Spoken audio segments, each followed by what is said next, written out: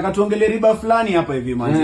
When she comes to visit you, yes, whether it's at night, whether it's during the day, is she supposed to do any chores? That's so simple, Chunky.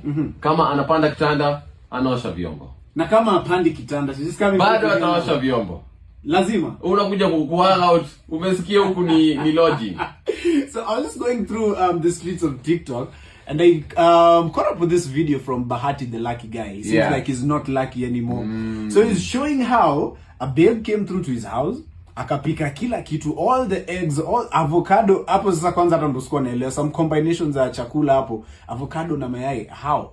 It makes no sense. But anyway, all the dishes were entirely, purely dirty kabisa.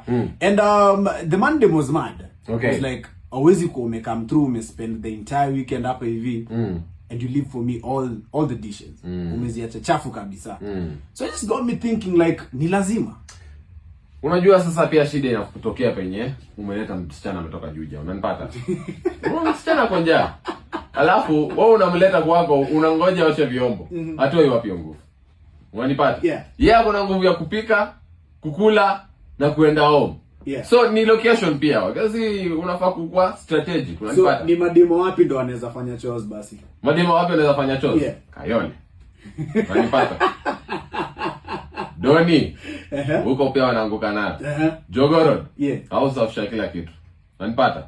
Hao wote. Watu wa umo. Kwanza wa umo. So basically mayenzo wa Islam. Thank you. Ndio anaweza fanya shughuli. Mambo mbaya. Wa east side nyingine ya west side of town ni mababy girl. Wewe utatoa msichana Rongai unangoja oshe vyombo.